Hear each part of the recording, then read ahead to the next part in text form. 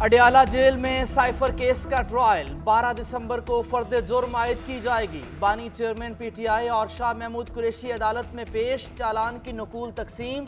सहाफ़ियों को भी ट्रायल देखने की इजाज़त दी गई। उधर बानी चेयरमैन तहरीक इंसाफ और अहलिया के खिलाफ 190 मिलियन पाउंड केस का ट्रायल अडयाला जेल रावलपिंडी में होगा। पहली समाअत 6 दिसंबर को मुकर्रर। एहतसाब अदालत ने नैब की जानिब से दायर रेफरेंस की मंजूरी दी। सुप्रिंटेंडेंट अडयाला जेल को बानी चेयरमैन पीटीआई को पेश करने का हुक्म। एहतसाब अदालत इस्लामाबाद ने शहजाद अकबर, फरागोगी, जुल्फी बुखारी के नाकाबिले जमानत वारंट गिरफ्तारी भी जारी कर दिए। प्रॉपर्टी टाइकून, उनके बेटे और जियाउल मुस्तफ़ा नसीम के वारंट गिरफ्तारी भी जारी किए गए।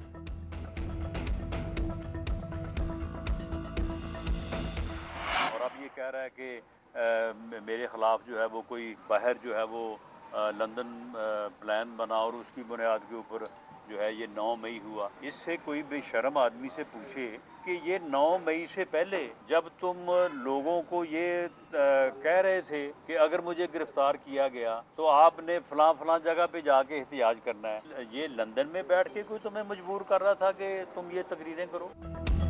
सरबराह पीटीआई झूठा है, हर रोज बयान बदलता है। साइफर केस में भाजपा को बुलाने या ना बुलाने का फैसला अदालत करेगी। राना सनाउल्लाह की मीडिया से गुफ्तगू। कहा, क्या लंदन से किसी ने पीटीआई को कहा था कि इस जगह जाकर एहतजाज करो? दिफाई इदारे पर हमला किया गया। जलाओ घेराव का सामान भी पहले से मौजूद था। बानी पीटीआई जेल में देसी मुर्गी खा रहा है, हमें कोई एतराज नहीं है उसको जेल में क्या मिल रहा है। मजीद कहा, दानियाल अजीज भाई हैं, वो एक हल्के के टिकट पर नाराज हुए। टिकट का फैसला मुशावरत से पार्टी करेगी। मरियम नवाज की भी बानी चेयरमैन तहरीक इंसाफ पर तनकीद। ट्विटर पर लिखा, पहले कहता था 9 मई के हमले मैंने नहीं मेरे कारकुनान ने किए थे, आज कहता है 9 मई नवाज शरीफ ने करवाया था। यानी 9 मई को तहरीक इंसाफ के लीडर और कारकुनान नवाज शरीफ से हिदायत ले रहे थे। बड़ी बात कहें कि मैं कुरान पे हाथ रखता हूँ और मैंने ये सब कुछ ऐसा कुछ नहीं हुआ, तो मेरे ख्याल से मुसलमान होते हुए हमें ये इस चीज़ का एहसास करना चाहिए कि हम अपनी कौम से इतना बड़ा झूठ ना बोलें। बानी चेयरमैन पीटीआई बुशरा बीबी से कई बार निकाह से पहले मिले। बुशरा बीबी को निकाह से पहले ना देखने का दावा इस सदी का सबसे बड़ा झूठ है। इस्तेकाम पाकिस्तान पार्टी के रहनुमा ओन चौधरी कहते हैं, मैं खुद साबिक चेयरमैन पीटीआई को मुलाकात के लिए लेकर जाता रहा। बुशरा बीबी कुरान पर हल्फ दे दें कि उन्होंने बानी चेयरमैन पीटीआई को निकाह से पहले चेहरा नहीं दिखाया।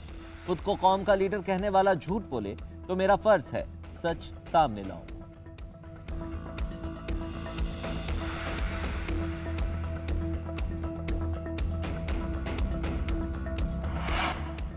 जुडिशल कमीशन रूल्स में तरमीम के लिए आला सतह की कमेटी कायम। चीफ जस्टिस काजी फाइज ईसा की सरबराही में जुडिशल कमीशन इजलास में फैसला। जस्टिस मंसूर अली शाह कमेटी के सरबराह मुकर्रर। हर हाई कोर्ट का एक जज शामिल होगा। कमेटी में तमाम सूबाई और इस्लामाबाद बार एसोसिएशन का एक नुमाइंदा शामिल होगा। कमेटी आला अदलिया में जजेस नामजदगियों समेत दीगर मामलात पर रिपोर्ट पेश करेगी। इजलास में जस्टिस अकील अहमद अब्बासी को chief justice Sindh high court नामजद करने की भी मंजूरी। जुडिशल कमीशन अपनी सिफारिशात मंजूरी के लिए पार्लिमानी कमेटी को भिजवाएगा। जस्टिस अकील अहमद अब्बासी इस वक्त सिंध हाई कोर्ट के कायम मुकाम चीफ जस्टिस के फ़राइज़ सर अंजाम दे रहे हैं। जस्टिस मुजाहिर का अपनी दरखास्तों पर समाअत का मुतालबा। शोकॉज नोटिस भी वापस लेने की इस्तदा। जस्टिस मुजाहिर नकवी ने जुडिशल काउंसिल के शोकॉज नोटिस पर जवाब जमा करवा दिया।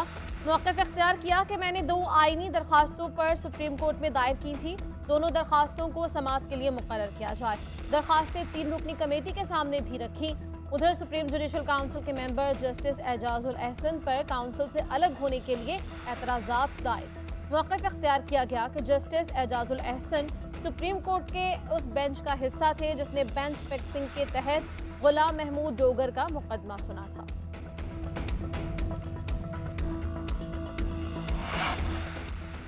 आम इंतखाबात के लिए इलेक्शन कमीशन को फंड्स फराहम करेंगे। वजारत खजाना ने चीफ इलेक्शन कमीशन को यकीन दहानी करा दी। सेक्रेटरी खजाना इमदादुल्ला बौसाल की चीफ इलेक्शन कमिश्नर से मुलाकात।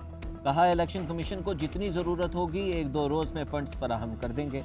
इलेक्शन कमीशन को इंतखाबात के लिए फौरी तौर पर 17 अरब रुपए दरकार हैं। दूसरी जानिब इलेक्शन कमीशन रवां हफ्ते DROs और ROs की तैनाती करेगा। सेक्रेटरी इलेक्शन कमीशन ने इंतखाबात में फौज तैनाती के लिए भी सेक्रेटरी दाखिला को खत लिख दिया। सिक्योरिटी के लिए पुलिस की 2,77,000 से नई नफरी की किल्लत का भी सामना है।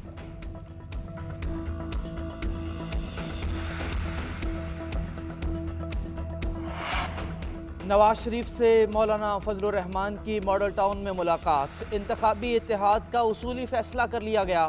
दोनों जमातों की कमेटियां बनाकर सीट एडजस्टमेंट का फैसला।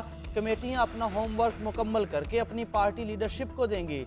KPK पंजाब और सिंध की सतह पर मकामी कमेटियां बनेंगी। फजलुर रहमान और नवाज शरीफ के दरमियान 1 घंटा मुलाकात जारी रही। मुल्क की मजमूई सियासी सूरत हाल पर भी तफसील से तबादला ख्याल किया गया।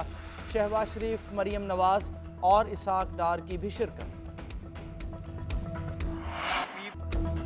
MKM का पीपल्स पार्टी पर इलेक्शन कमीशन को पैसे देने का इल्जाम। फारूक सत्तार ने कहा, पीपल्स पार्टी ने 15 सालों में करप्शन का पैसा जमा किया। ये पैसा शायद इलेक्शन कमीशन में भी आ गया है। हल्का बंदियों में गलतियों को मजीद बिगाड़ दिया। पेवनकारियां करके पीपल्स पार्टी को फायदा पहुंचाया गया। इतनी नाइंसाफी के बाद लेवल प्लेइंग फील्ड की क्या बात करेंगे। खालिद मकबूल सिद्दीकी ने कहा, वजीर आला सिंध हाउस पीपल्स पार्टी के मुफादात का मरकज है। सिंध में पीपल्स पार्टी ने जो एतराज़ात किए उन्हें इलेक्शन कमीशन ने दुरुस्त कर लिया।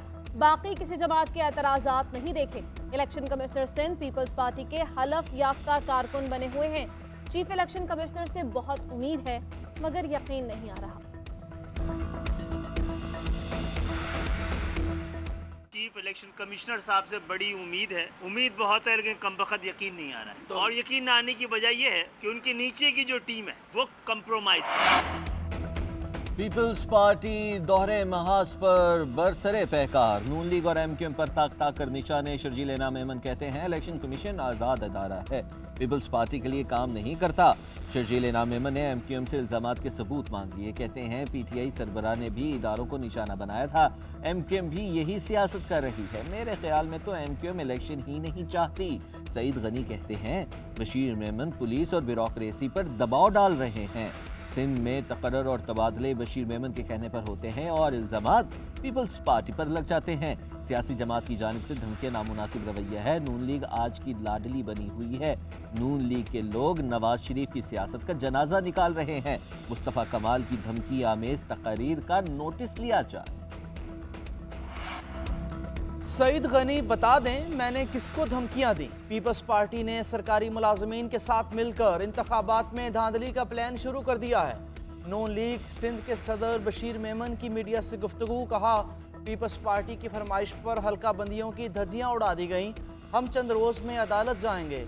हम सूबाई इलेक्शन कमिश्नर पर अदम एतमाद का इजहार करते हैं।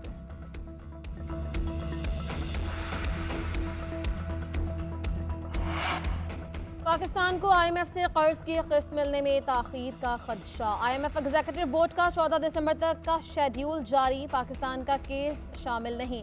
हुकाम वज़ारत ख़जाना ने $70 करोड़ की अगली किस्त के लिए बोर्ड का इजलास 7 दिसंबर को बुलाए जाने का इम्कान जाहिर किया था। स्टाफ लेवल मुआहिदा 15 नवंबर को तय पाया था। एग्जीक्यूटिव बोर्ड का इजलास मुआहिदे के 6 से 8 हफ्ते बाद बुलाने का इम्कान है। दिसंबर के आखिरी अशरे क्रिसमस तातीलात शुरू हो जाएंगी। उधर जर्मन तरक्याती बैंक पाकिस्तान को 40 लाख यूरो देगा। वज़ारत इक़्तिसादी उमूर और जर्मन बैंक के दरमियान मुआहिदों पर दस्तखत हो गए। गैस की कीमत में गैर मामूली इजाफे के खिलाफ कराची के ताजरों और सनतकारों की हड़ताल। शहर की तमाम छोटी और बड़ी सनतें बंद। एक्सपोर्ट यूनिट्स को भी ताले लगा दिए गए। तमाम इंडस्ट्रियल जोन्स में हड़ताल के बैनर्स आवेजा। साइट एसोसिएशन का कहना है कि कुरंगी, लांडी, नॉर्थ कराची, बिन कासिम, फेडरल बी एरिया तमाम एसोसिएशन में एहतजाज और कारोबार बंद रहेगा। पहले 1 दिन की हड़ताल करेंगे, फिर अगले मरहले का ऐलान करेंगे।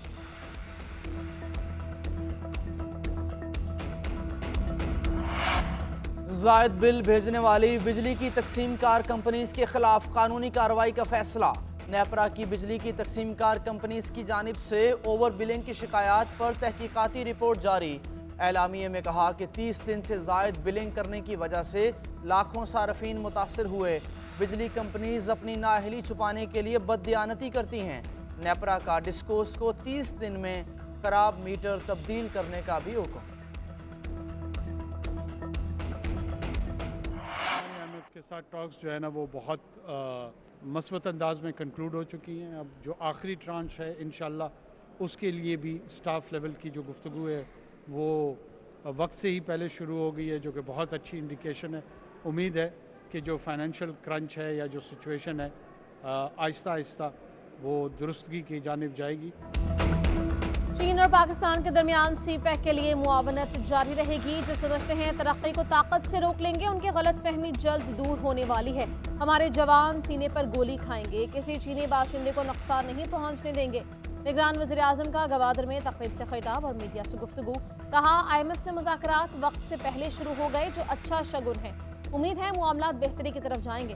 सैलाब मुतासरीन की मदद के लिए दुनिया तो हमें अरबों डॉलर्स देने के लिए तैयार है, लेकिन इसके लिए हमारी अपनी तैयारी नामुकम्मल है। जो काम विफाक और सूबों की हुकूमतों ने करने हैं, उस तरफ कोई तवज्जो ही नहीं देता।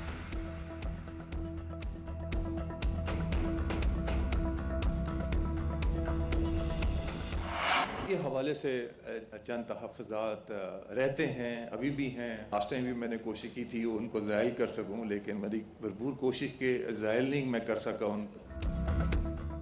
नैब के हवाले से तहफ़्फ़ुज़ात दुरुस्त हैं। इंसाफ की फराहमी में सुस्त रवि का तासुर भी किसी हद तक सही है। माजी में नैब का रवैया गैर मुहज़्ज़ब था, अब नैब बदल कर रहेगा। चेयरमैन नैब नज़ीर अहमद का तकरीब से खिताब। कहा, कोई फ़र्द वाहिद या इदारा मुल्क को करप्शन से आज़ाद नहीं करवा सकता। तमाम स्टेक होल्डर्स की मुशावरत से नई पॉलिसी ला रहे हैं। साइल को हमारे पास चलकर आना नहीं पड़ेगा। लोगों को लूटने वालों के खिलाफ भरपूर कार्रवाई होगी। ताजिर बरादरी मुतमईन रहे, नैब अब तंग नहीं करेगा। सरकारी अफसरों को यकीन दिलाता हूँ, नैब उनका दोस्त है।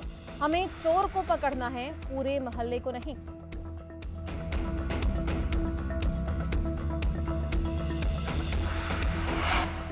लाहौर हाई कोर्ट का स्मोक के तदारुक के लिए सख्त इक़दाम का हुक्म। दरखास्तों पर समाअत करते हुए अदालत ने करार दिया, क़वानीन की खिलाफ वर्जी करने वाली फैक्ट्रीज को कम अज कम 10 लाख रुपए जुर्माना किया जाए। टायर जलाने वालों के खिलाफ भी कार्रवाई की जाए। खिलाफ वर्जी पर मुतल्लिका ऑफिसर जिम्मेदार होगा। अदालत ने रिमार्क्स दिए, करप्शन हमारे मुआशरे में बहुत बढ़ चुकी है, इसे खत्म करने में वक्त लगेगा।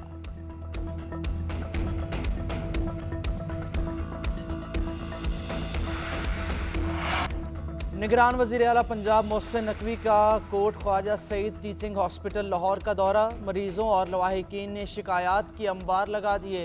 वज़ीर आला तिब्बी सहूलियात के फुकदान और सफाई के नाकिस इंतजामात पर बरहम।